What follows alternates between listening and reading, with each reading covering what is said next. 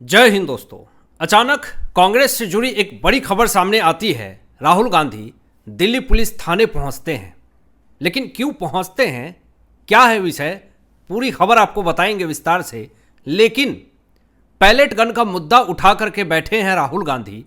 जंतर मंतर पे प्रोटेस्ट हुए, वहां पर पैलेट गन चल गई, उसको लेकर के राहुल गांधी को बड़ी तकलीफ है।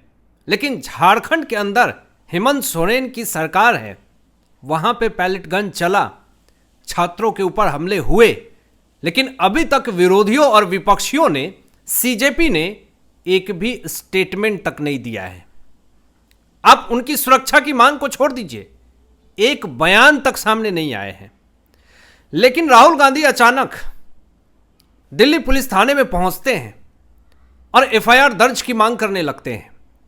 जंतर मंतर पे प्रोटेस्ट हुआ, उस मामले में आरोप यह लगाया गया कि दिल्ली पुलिस की तरफ से आंसू गैस छोड़े गए, पैलेट गन छोड़े गए, और इसमें एक छात्र है, उसके आंखों की रोशनी चली गई, खत्म हो गई।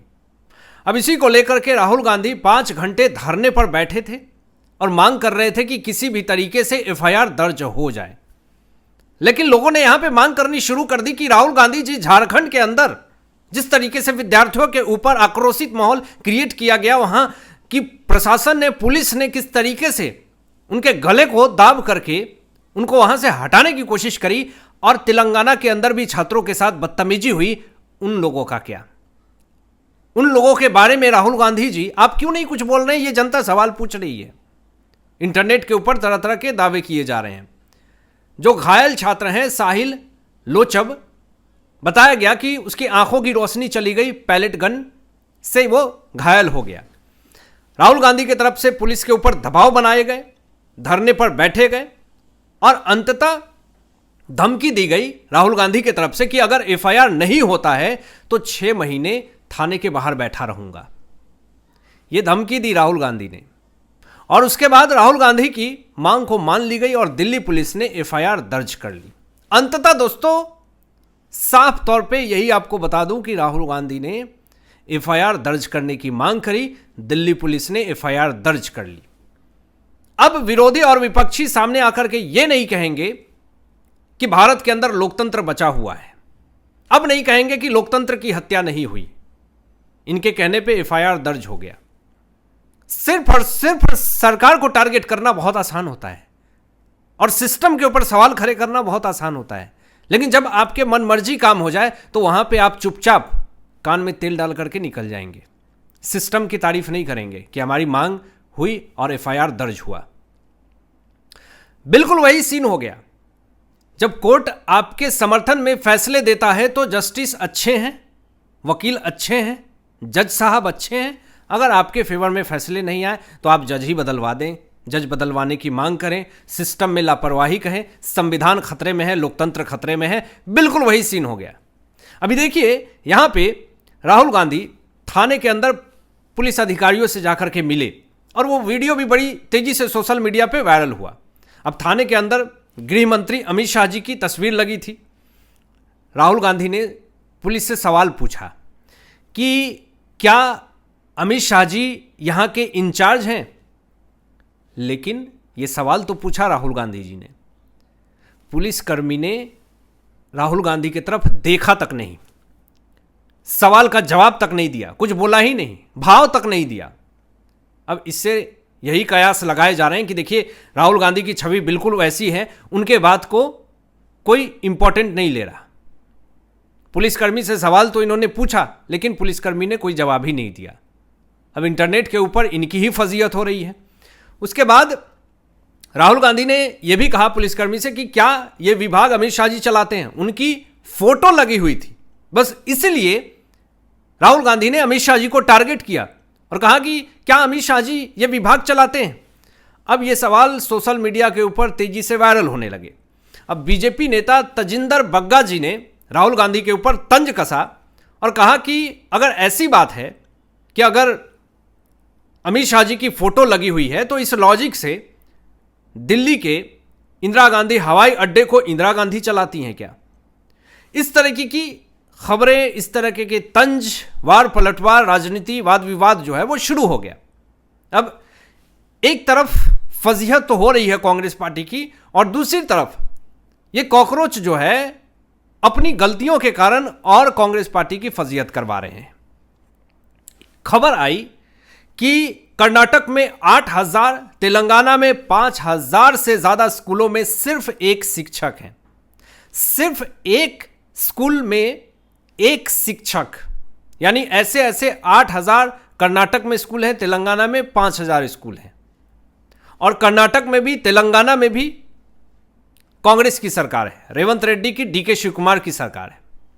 अब सवाल यहां पे पूछने शुरू हो गए कांग्रेस पार्टी से और साथ साथ कॉकरोचों के समर्थक संस्थापक अभिजीत दीपके से। यहां पे बकरी की तरह ठूंसे जाते हैं एक कमरे में, क्लास 1 to 5 में बच्चे को इस तरीके से ठूसे जाते हैं जिस तरीके से बकरियों को ठूसा जाता है। और इसकी बाकायदे से पूरी फुटेज सामने आई है। और यह हाल कर्नाटक के 8,000 स्कूल और तेलंगाना के 5,000 से ज्यादा स्कूलों में यही स्थिति है। अब छात्रों की गूंज कार्यक्रम में राहुल गांधी जा रहे हैं, लेकिन अब सवाल यह पूछे जा रहे हैं कि राहुल गांधी जी कर्नाटक में और तेलंगाना में छात्रों की गूंज कार्यक्रम कब करेंगे इन बच्चों के लिए। सीजेपी यानी कॉकरोच जनता पार्टी तिलचट्टों के संस्थापक अभिजीत दीपके कब उठाएंगे आवाज कर्नाटक और तेलंगाना के उन मासूम बच्चों के लिए जिनको बकरियों की तरह ठूस दिए जा रहे हैं। जगह नहीं है, कम जगह है, फिर भी उनको धक्के मार मार करके अंदर ठूस दिए जा रहे हैं। एक स्कूल में सिर्फ एक टीचर। ये सवाल खड़े किए जा रहे हैं इंटरनेट के ऊपर, लेकिन अभी तक न कांग्रेस पार्टी की तरफ से किसी भी तरीके का स्टेटमेंट आया है, न ही कॉकरोचों के संस्थापक अभिजीत दीपके की तरफ से कोई भी स्टेटमेंट आया है। कांग्रेस शासित राज्य में चौपट हो रही है शिक्षा व्यवस्था, लेकिन इस पर कोई ध्यान नहीं दे रहा है। राहुल गांधी, कांग्रेस पार्टी, विपक्ष, कॉकरोच जनता पार्टी, आम आदमी पार्टी, समाजवादी पार्टी और तमाम विपक्षी विरोधी, ये सब बीजेपी शासित राज्यों को टारगेट करने में लगे हुए हैं। सिर्फ और सिर्फ इनको समस्याएं बीजेपी शासित राज्यों में ही दिख रही है, छात्रों की समस्याएं। जहां पे इनकी सरकार है, पंजाब के अंदर, झारखंड के अंदर, कर्नाटक, तेलंगाना के अंदर, जहां पे भी नॉन बीजेपी गवर्नमेंट है, वहां पर वहां के छात्रों की समस्याएं इन्हें नहीं दिख रही है। मैं आपको बता दूं दोस्तों कि राहुल गांधी की कुछ फोटो भी बड़ी तेजी से वायरल हुई। गर्ल पावर फोटो वायरल हुई, जिसमें बहुत तरह की यहां पे कमेंट आए राहुल गांधी के इस फोटो पे। अब आप क्या कमेंट करते हैं ज़रूर बताएं इस फोटो पे। लेकिन कर्नाटक से ही एक बड़ी खबर सामने आती है राहुल गांधी को लेकर के, और कर्नाटक की मीडिया में यह खबर बड़ी तेजी से चर्चा में आई। यह खबर जानना बहुत ज़रूरी है क्योंकि मानसिकता की लड़ाई है। और यहां पे खबरें यह चलाई गई कि राहुल गांधी की वजह से एक शादी टूट गई, एक लड़की की शादी टूट गई। रीज़न क्या है मैं आपको बता रहा हूं, बड़े गौर से सुनिएगा। एक लड़का और लड़की की शादी होने वाली थी और कर्नाटक के अंदर बाकायदे से ये पोस्ट भी आप देखें बड़ी तेजी से वायरल हुई।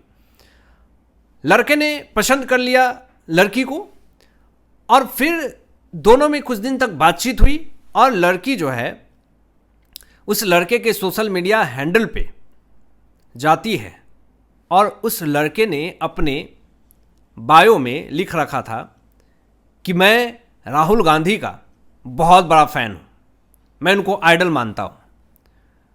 लड़की ने तुरंत उसे ब्लॉक किया और शादी काट दी, ये कहते हुए कि जिसकी मानसिकता राहुल गांधी जैसी हो, जिसने अपनी ज़िंदगी में खुद नहीं शादी विवाह को तवज्जो दिया, इंपॉर्टेंस दिया, जो खुद नहीं शादी किया, वो मेरे साथ पूरी ज़िंदगी कैसे बिता सकता है? मैं ऐसे सोच वाले इंसान के साथ पूरी ज़िंदगी कैसे बिता सकती हूँ? तो उस die heart fan Rahul Gandhi के सोच को उस लड़की ने वहीं किनारा किया और अपने पिताजी को कहा कि पिताजी मैं इस लड़के से शादी नहीं कर सकती हूँ क्योंकि इसकी सोच, इसकी मानसिकता बिल्कुल कांग्रेस पार्टी की है। मैं पूरी ज़िंदगी ऐसे मानसिकता वाले, ऐसे सोच वाले इंसान के साथ नहीं बिता सकती। रीज़न रहे राहुल गांधी की सोच। सबसे बड़ी यहाँ पे ध्यान देने वाली बात यह है, पूरी ज़िंदगी की बात है।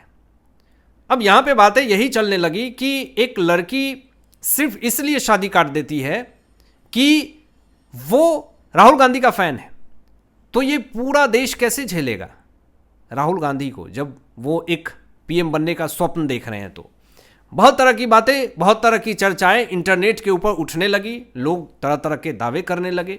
अब आप क्या सोचते हैं इन तमाम विषयों पर अपनी विचार व्यक्त कीजिएगा और मिलते हैं लेटेस्ट ब्रेकिंग एनालिसिस के बाद। तब तक अपना ध्यान रखें, ख्याल रखें। सत्यमेव जयते। जय हिंद।